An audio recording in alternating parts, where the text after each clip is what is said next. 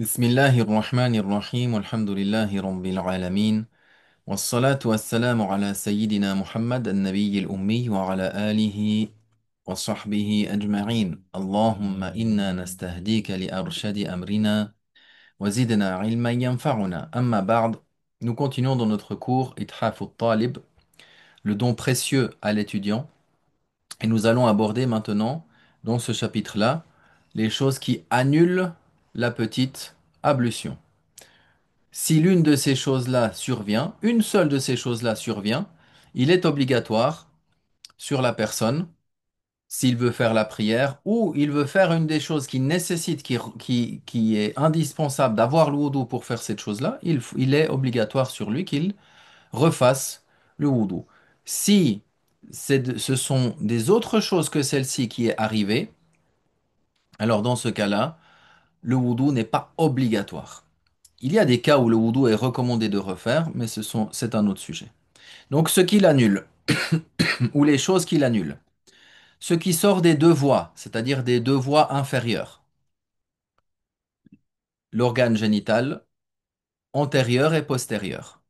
Tout ce qui sort, que cela soit pur ou que cela soit impur, que cela soit habituel ou que cela soit inhabituel. À part, les savants mentionnent, à part ce qui est appelé euh, les gaz vaginaux, ce n'est pas considéré comme un gaz en réalité. C'est seulement un frottement qui fait qu'il y a de l'air qui sort et qui fait qu'il y a un bruit. Mais ça n'annule pas le wudu. Donc que cela soit de l'urine, que cela soit des excréments, pour ce qui est habituel, ou que cela soit quelque chose d'inhabituel comme du sang, tout cela annule le wudu. Par la simple apparition. Dès lors que ça apparaît à la sortie de l'organe, le wudu est annulé. Ensuite, il dit l'écoulement d'une impureté issue d'un autre endroit que ceci. Donc ceci, on parle de quoi? Des deux voies. C'est-à-dire que si une impureté sort d'une blessure, par exemple, ou du pus sort d'un bouton que la personne a sur le visage ou un autre endroit, si une impureté sort d'un endroit autre que les deux organes génitaux, et que cette impureté coule de par elle-même, c'est pas seulement l'apparition ici, c'est que l'impureté coule, la personne se blesse, se coupe, le sang coule, le wudu est annulé. La personne a une blessure ou un bouton, et puis cette blessure s'ouvre, ou ce bouton s'ouvre, et le pus sort, et il coule, le wudu est annulé. Si la personne se blesse, elle tombe par terre, et puis elle se râpe la main, ou les genoux par exemple, et que le sang apparaît parce que une partie de la peau s'est enlevée, mais que ça n'a pas coulé, le wudu n'est pas annulé.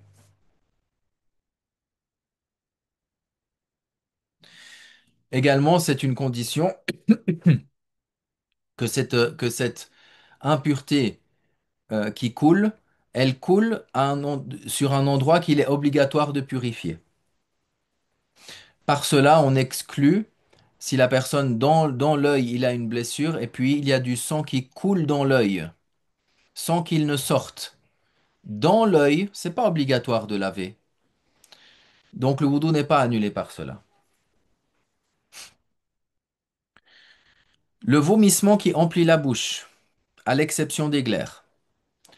Si la personne vomit, de sorte que sa bouche est complètement remplie, qu'il n'arrive pas à retenir cela, c'est considéré comme un annulatif du wudu. Si c'est moins que cela, parce que la personne a vomi mais pas beaucoup, c'est pas quelque chose qu'il n'a pas pu retenir et puis qui est sorti. Bien sûr, ça ne veut pas dire qu'il ravale, hein, on est d'accord. C'est juste pour dire ici dans la définition que ce vomi-là, il n'a pas la capacité de le retenir. Il a rempli la bouche au point que c'est sorti. Il n'a pas pu retenir, le wudu est annulé. Si c'est moins que cela, le wudu n'est pas annulé. À l'exception des glaires. Les glaires qui proviennent de la poitrine, si la personne tousse et que des glaires remontent, même si ça emplit la bouche, même si ça emplit la bouche, le wudu n'est pas annulé.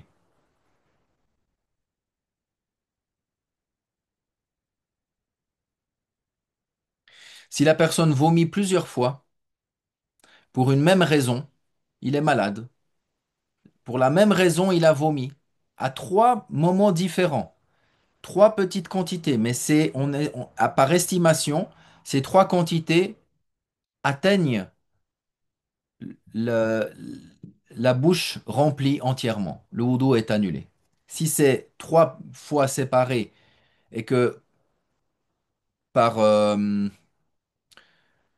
par supposition, ça n'atteint pas l'emplissage de la bouche, le wudu n'est pas annulé. Le sommeil sans assise stable. Ça veut dire que la personne qui est assise, bien calée sur son postérieur, et qui s'est endormi. Il s'est endormi. Il est assis, comme je le suis moi, et il s'est endormi. Il se réveille, même 1 heure après, 2 heures après, son postérieur est bien collé. Alors le wudu n'est pas annulé parce qu'il s'est endormi et il s'est réveillé dans la même position dans laquelle il est sûr que aucun gaz ne peut sortir. Tandis que s'il est à moitié couché ou s'il est sur le côté ou sur, par exemple, sur une des fesses, par exemple, il s'assoit sur une partie de son postérieur où il est couché sur le côté, sur le dos, sur le ventre ou autre. Dans toutes ces situations-là, il n'y a pas d'assurance que le, son postérieur est bien collé, de sorte qu'il sait que qu'il sait qu'il n'y ait pas de gaz qui peut sortir de la sorte.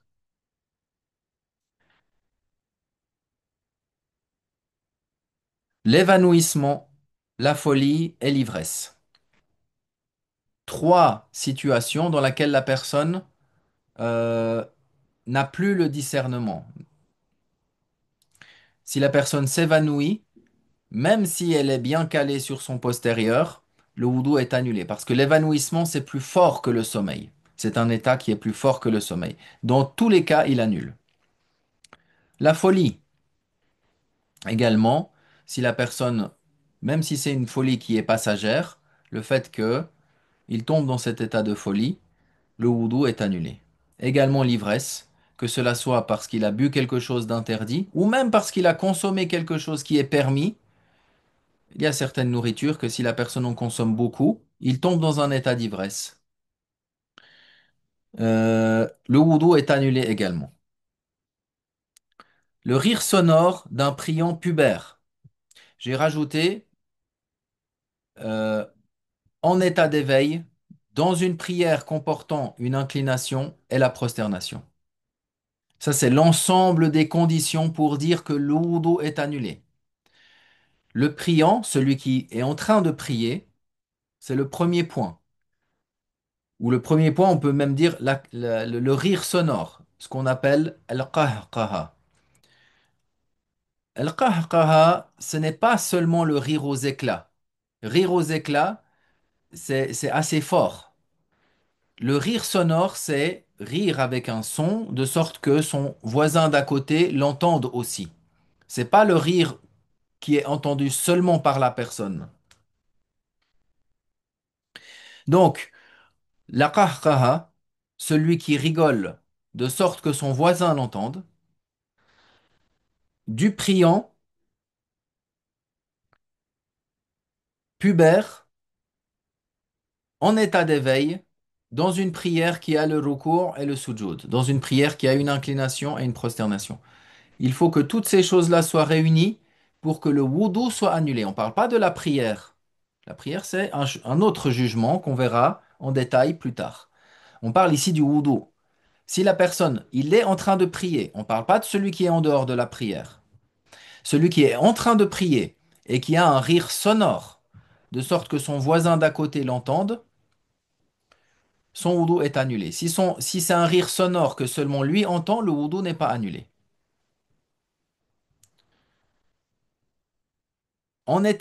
qui est pubère. Ça veut dire que l'enfant, s'il est dans la prière et qu'il a un rire sonore, sa prière, son wudu n'est pas annulé. Sa prière, elle est annulée. Ça, comme on l'a dit, on le verra du point de vue de ce qui annule la prière, on le verra après. Là, on parle seulement de ce qui annule le wudu. En état d'éveil, parce que si la personne s'endort dans la prière, dans dans n'importe quelle position de la prière, dans la position, euh, dans, dans, dans l'attitude de la prière, la personne qui est debout, qui a sa main droite sur sa main gauche, la personne qui est dans le recours avec les bras un peu écartés de ses hanches, les mains sur les genoux, ou dans la prosternation, avec les bras un peu écartés, et la personne se réveille dans cette apparence-là, dans la sunna de cette prière, dans la manière sunna de cette prière, alors il se réveille dans la même position, la prière est annulée dès lors que ces conditions la prière n'est pas, pardon, le wudu n'est pas annulé, le wudu n'est pas annulé s'il a eu la qahqaha, euh, dans cette situation-là. Bien sûr, on verra que la prière est annulée par rapport à ça, mais ici, on se concentre sur ce qui annule le wudu. Donc, qui rigole avec ce rire sonore, c'est la première des conditions, qui est dans la prière, il est pubère, il est réveillé, il n'est pas endormi dans sa prière, et c'est une prière qui comporte un recours et un sujoud, pour exclure de cela la prière funéraire, par exemple, ou bien sajdatut tilawa, la prosternation de lecture. Donc, lorsque toutes ces choses-là sont réunies, le wudu est annulé. Si une de ces conditions manque, le wudu n'est pas annulé. Pour la prière, on y reviendra, Inch'Allah. Et le contact des parties intimes entre elles, et aussi sans intermédiaire. C'est-à-dire que l'homme et son épouse, s'ils ont un contact des deux parties intimes sans intermédiaire l'un contre l'autre, même s'il n'y a pas eu le rapport en soi, le wudu est annulé par cela. Puis ensuite, ce qu'on verra dans le prochain cours, les devoirs du ghusl, ce qui est un fard quand la personne, elle doit faire le ghusl. Walhamdulillah. وصلى الله وسلم على سيدي رسول الله صلى الله عليه وسلم والحمد لله وإلى لقاء آخر إن شاء الله